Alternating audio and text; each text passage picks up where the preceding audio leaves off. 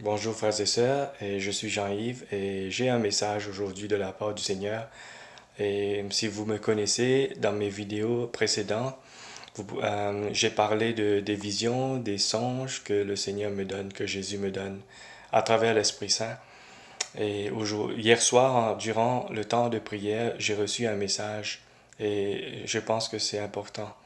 J'ai demandé confirmation avant de le mettre, avant de venir sur YouTube publier ce message. J'ai demandé au Seigneur de me donner une confirmation. Et là, hier soir, en écoutant quelques vidéos d'autres frères et sœurs dans le monde, sur YouTube toujours, j'ai reçu la confirmation comme quoi il y a quelqu'une d'autre qui a reçu plus ou moins les mêmes mots, les mêmes messages, le même message. Donc, pour moi, c'était une confirmation. C'est pour ça que je viens devant vous pour vous donner le message. Donc, le message est, durant la prière que j'ai reçue, l'heure est là où les morts ressusciteront de leur tombeau et les vivants seront transformés et vont monter dans les nuées du ciel, rencontrer le Seigneur, leur Seigneur. L'heure est là, l'attente est terminée, réjouissez-vous et relevez la tête. Aussi, durant mon temps de prière, j'ai vu un train accosté à un quai, comme je le vois tous les jours dans ma vie de tous les jours en partant pour le travail. Et j'étais prêt à y monter dans le train, j'étais prêt à y monter. Une voix me dit de monter. Le train siffle, j'ai entendu le sifflement du train et le coup de sifflet qui retentit pour dire que tout le monde doit embarquer, le train est prêt à partir. Le train a redémarré et est parti effectivement. Dans le train maintenant, Jésus vient à nous qui étions assis dans les sièges et nous sourit et nous souhaite la bienvenue. J'ai reçu cela hier. Et donc, j'espère, frères et sœurs, que pour ceux qui ne connaissent pas le Christ, Jésus, c'est impératif. En ce moment, dans ce temps où nous vivons, il y a tellement de prophéties bibliques que déjà c'est déjà réalisé, se sont déjà réalisées, tellement de prophéties qui se sont réalisées. Et aussi, je vous dirais, si vous ne connaissez pas Jésus, si Jésus n'est pas dans votre vie, si vous êtes toujours dans le péché, vous commettez le péché, vous n'arrivez pas à vous débarrasser d'une vie remplie de péché, et moi-même j'étais là-dedans avant, je peux vous dire, euh, acceptez Jésus.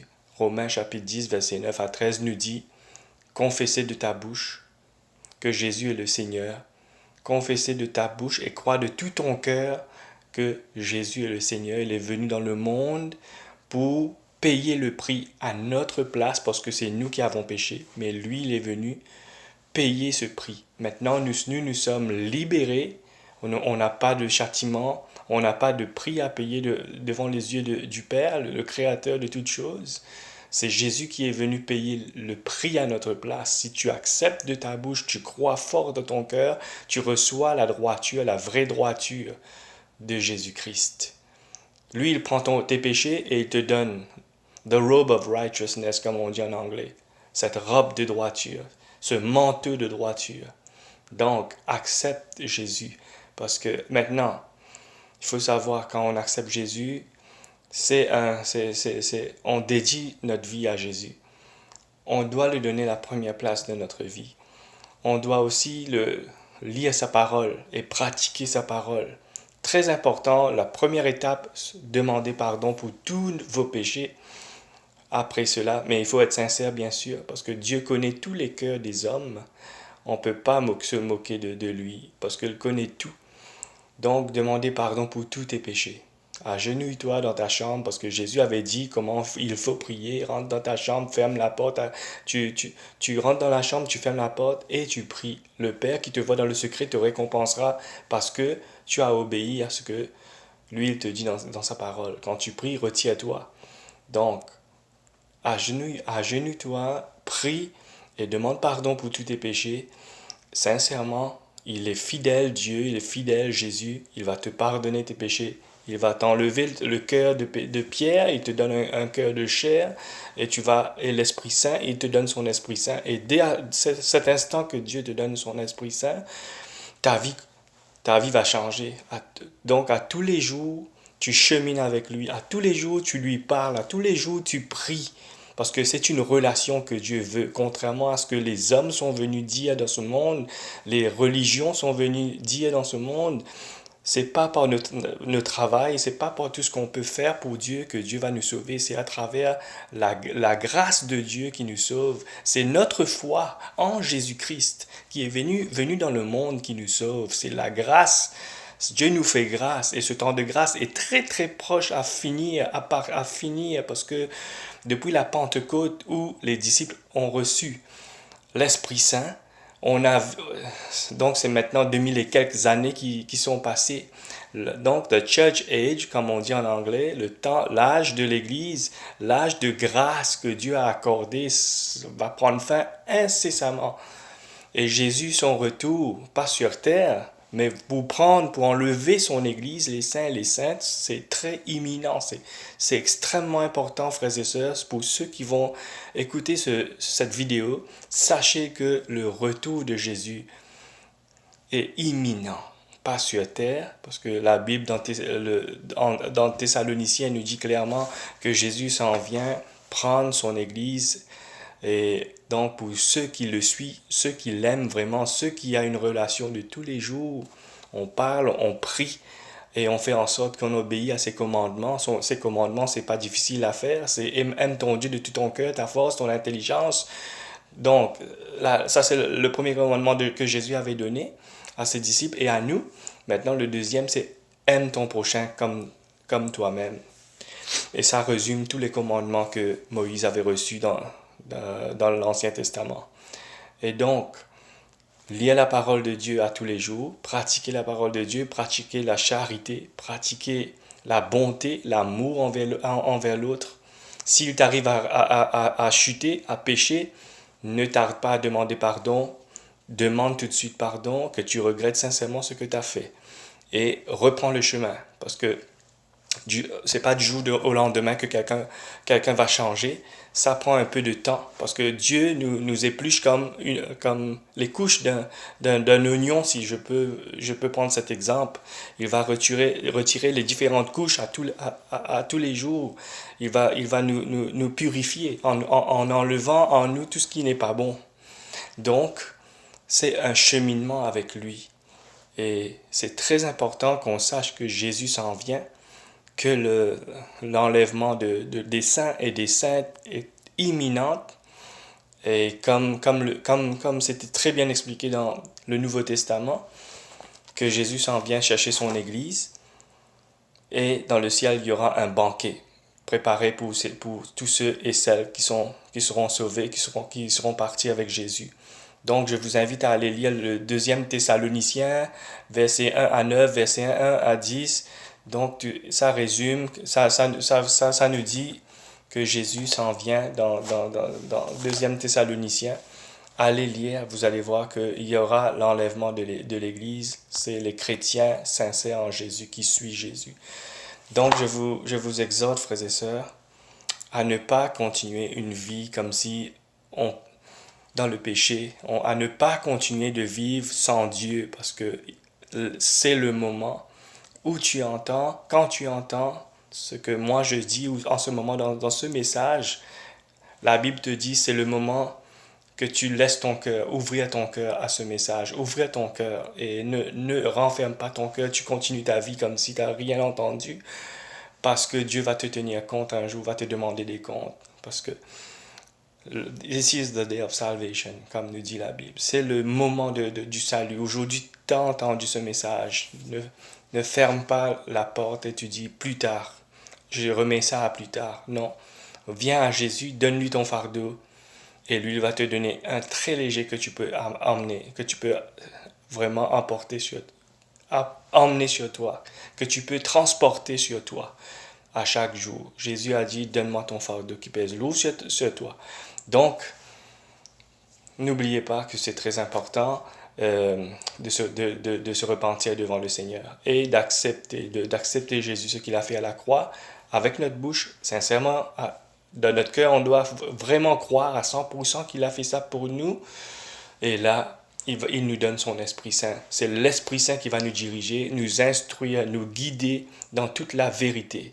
C'est pas la religion, c'est pas les travaux que je peux faire pour Dieu dans une église, c'est pas que je travaille pour le pasteur ou pour le prêtre qui me sauve, c'est en confessant de ma bouche que Jésus-Christ est ce qu'il est, en croyant très fort dans mon cœur qu'il est venu sur la terre faire ce qu'il a fait, il a été crucifié, mis au tombeau, ressuscité le troisième jour et monté au ciel. Maintenant, il est à la droite du Père. La Bible nous dit, si tu crois cela de tout ton cœur, Romains chapitre 10, versets 9 à 13, lisez ce verset, vous allez voir, tout de suite, Dieu te donne son Esprit Saint.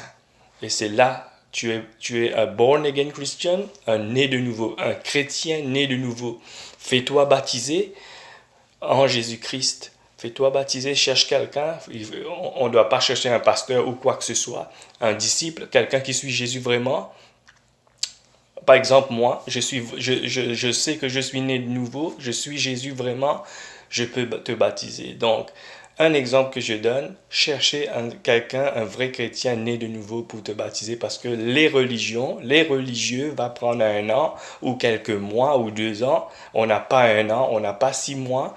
Jésus s'en vient très bientôt. C'est très, très, très proche, l'enlèvement de l'Église. Et après cela, pour ceux qui vont rester sur cette terre, après l'enlèvement de l'Église, il y aura la grande tribulation selon la Bible. 7 ans, c'est la colère de Dieu qui va se déverser sur la terre pour tous ceux et celles qui vivent rebelles à Dieu, qui n'acceptent pas l'évangile de Jésus, qui n'acceptent pas qui est Jésus, qui a vécu sa vie comme bon lui semble. Donc, moi, vraiment, je vous demande, frères et sœurs, de penser à cela. Est-ce que vous voulez vivre 7 ans l'enfer sur terre? Vraiment, c'est l'enfer sur terre. Satan va avoir comme la carte blanche pour faire tout ce qu'il veut. Et vous pouvez lire ça dans l'Apocalypse, donc livre de Révélation, dans votre Bible, tout ce qui va se passer. Et donc, je vous exhorte, avant que cela n'arrive, acceptez Jésus comme votre sauveur personnel, confessez de votre bouche et croyez très fort dans votre cœur ce qu'il dit qu'il est. Et ça se trouve dans Romains chapitre 10, versets 9 à 13. Si vous voulez aussi lire où ça se trouve l'enlèvement de l'Église, je vous invite à aller lire 2 Thessaloniciens. Dans 2 Thessaloniciens, vous allez voir comment ça va se passer. Comment exactement ça va se passer. Et si je peux le retrouver ici, je peux vous lire ça. Donc, je prends un petit moment ici pour voir si j'arrive à voir 2 Thessaloniciens dans ma Bible. Voilà.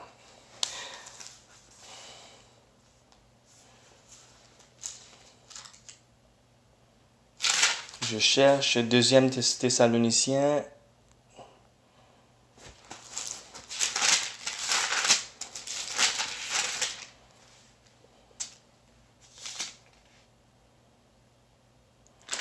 Oui, voilà, 2 Thessaloniciens, chapitre 2. Donc, vous pouvez lire deuxième lettre aux Thessaloniciens à partir du chapitre 1. Et puis, vous lisez chapitre 2. Vous allez voir que Jésus s'en vient prendre son Église. Donc, je vous exhorte de lire tout le livre de Thessaloniciens. Il y a chapitre 3 aussi qui est important. Donc, je vous invite, frères et sœurs, d'aller lire le livre de 2 Thessaloniciens. Voilà.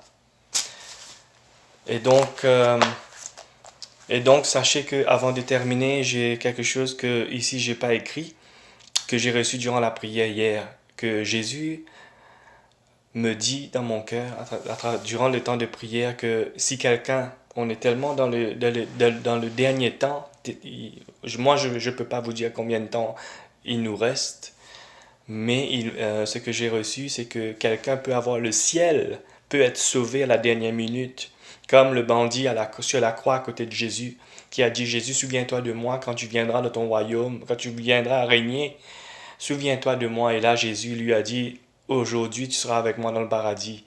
Donc, quelqu'un peut, comme ce bandit, sur la croix, à côté de Jésus, il a hérité du ciel à la dernière minute. Et Jésus m'a dit ça durant la prière hier.